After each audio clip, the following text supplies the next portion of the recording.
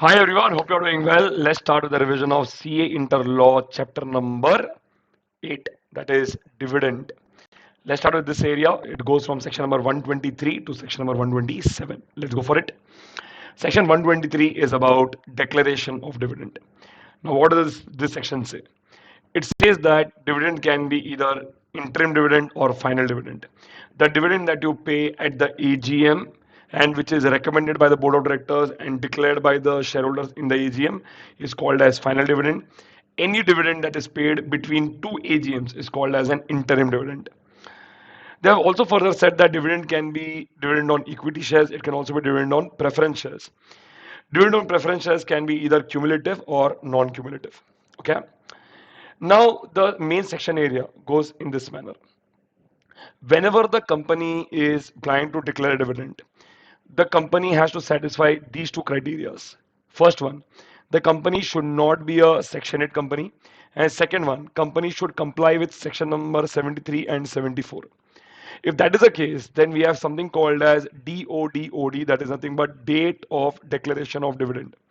From date of declaration of dividend, the company has to, from this date, DODOD, within 5 days, the company has to keep the money in a separate bank account in a scheduled bank.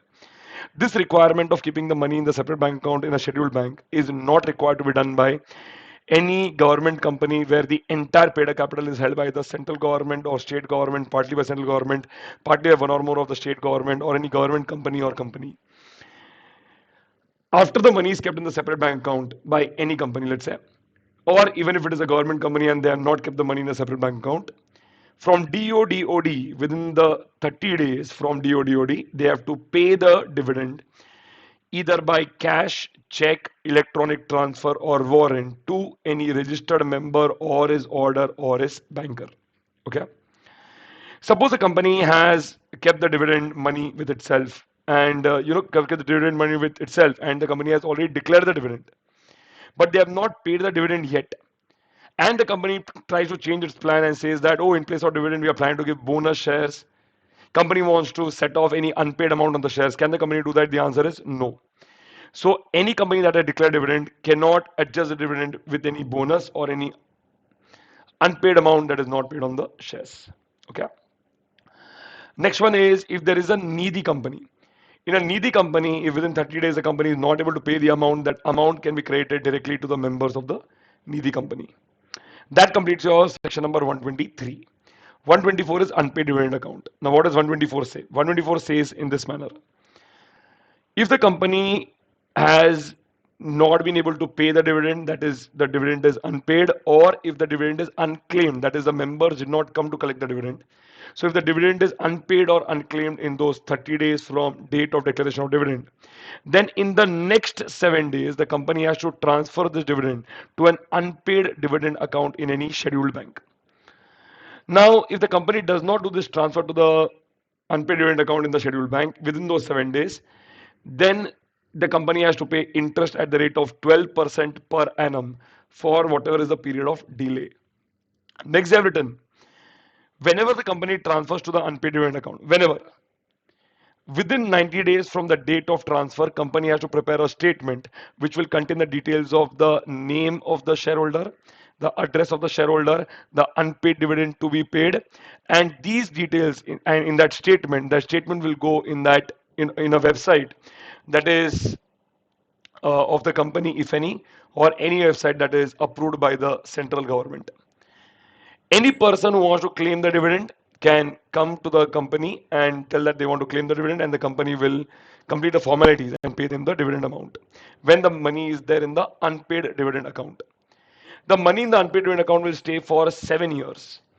After 7 years, this money will be transferred to IEPF, that is Investor Education and Protection Fund. The company will provide the details in relation to dividend, the interest on that, and also the shares will be transferred to the IPF authorities. And the IPF authorities will acknowledge by giving a receipt to the company person. Now, the entire responsibility is of the IPF authorities. So, if any person comes now to claim any dividend, he has to go to the IPF authorities, and from there he can claim the dividend. Very easy. If the company does not follow the procedure given in section number 124, there is a penalty associated with it, which is given in section number 124. After that, we go into section number 125. 125 is all about IPF.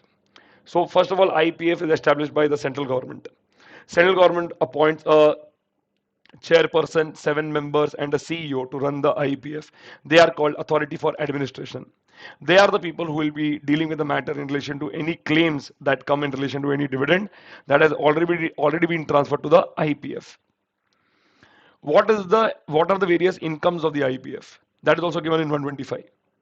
So any application money that the company has that the company doesn't deserve to keep because the company should have given it to the members, after 7 years will transfer it to the IPF. Any matured deposits after 7 years will transfer to the IPF. Any matured debentures with the company, that amount will transfer to the IPF. Any unpaid dividend that we already saw in 124, that will be transferred to IPF after 7 years. Any grant of CG, donation given by CG, any amount transferred by CG to the IPF as part of it from its general revenue account, that will form part of IPF. Any sale proceeds of fractional shares will be transferred to IPF. Any redemption of preference shares will be transferred to IPF. Both sale proceeds of fractional shares and redemption of preference shares will be transferred to IPF after 7 years.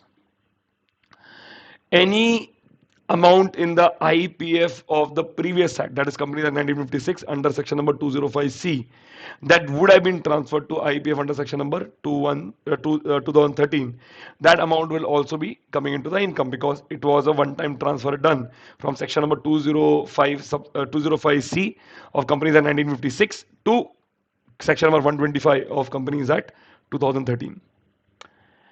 Then you have any income from investment of funds is part of the IPF. And any disgorgement or any disposal of securities, any amount in relation to disgorgement or disposal of securities will be transferred to IPF. Last but not the least, any other matter which is mentioned in the fund rules will be transferred to the IPF. That is what they have given as income of the IPF. IPF can spend the money for which all purposes. Any disgorged amount that is there with the IPF, and if any person who has suffered the loss because of disgorgement of securities approaches the IPF, then he can collect his loss amount from the IPF. Basically, any person who has suffered the loss can collect the money from IPF. Any refund of application money, unpaid dividend, mature deposit, mature debentures, along with any interest will be transferred, will be refunded to the person whose money was actually there with the company. Any reimbursement of legal expenses which is incurred by applying section number 37 and 245, that is nothing but class action suits, that can also be a spending that IPF can do. Any matter in relation to promotion of investor education and protection, IPF will use the funds for this purpose. And finally, any other matter which is mentioned in the fund rules is taken care by IPF. Simple. If the IPF authorities have any kind of queries regarding the financials, they can always consult the C&AG, that is Comptroller and Auditor General of India. C&AG can conduct the audit of IPF. The IPF will maintain something called as an annual return, which will contain all the details of whatever income has come in and whatever spending they have done. The employees of IPF or the people who are working in the IPF will be appointed as per the rules that are being prescribed. All the resources for the functioning of the IPF will be provided by CG. And finally, IPF has a right to spend the amount for the matters that have been mentioned. Simple to understand this, that is your section number 125. Then you have section number 126. 126 is called as abeyance. Whenever the transferor of shares transfers the shares, wants to transfer the share to the transferee, but the company has not updated its register of members with the name of the transferee. And in that gap, basically transferor has given his shares and the company has not recorded the name of the transferee yet. And the company has declared any kind of dividend. In that case, that dividend will be transferred to the unspent dividend account, and later on the transferee can then claim the amount.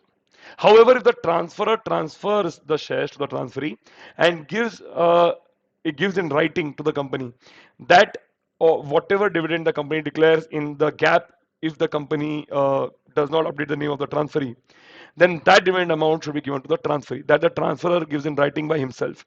In that case, that amount will go to the transferee. Next, if the transfer has given his shares and the company has not updated the name of the transferee yet, and in that gap, the company either declares the right shares or the bonus shares, the shares will be kept in abeyance. It means it will be kept on hold. And later on, whoever is the rightful owner can come and claim the shares. Is you understand this? That is section number 126. Section 127, what does this say? If any director of the company knowingly participates on non-payment of dividend. Non-payment of dividend means if the company has declared the dividend but has failed to pay the dividend within 30 days. In that case, the director will be imprisoned for up to 2 years and will be levied a fine of minimum 1,000 rupees per day. The company will also have to pay penalty in the form of a penal rate of interest at the rate of 18% per annum after 30 days are over. So if there is a 30th day, the company has to pay 18% interest from this day onwards. When will the company not be liable? If there is any kind of dispute going on, so company doesn't know who to pay the dividend to, then the company is not liable. Whenever there is any direction given by the shareholder and the company tells the shareholder or informs the shareholder that such directions in relation to giving dividend cannot be complied by the company, in that case it will not be the company's default. Any operation of law is there, in that case the company will not be liable. Any other reason for which the company is not at default, in that case the company will not be liable. Finally, if the dividend has been lawfully adjusted, dividend has been lawfully adjusted by the company, in that case the company will not be liable. Comfortable? Last part of the section, then we'll go to the rules area.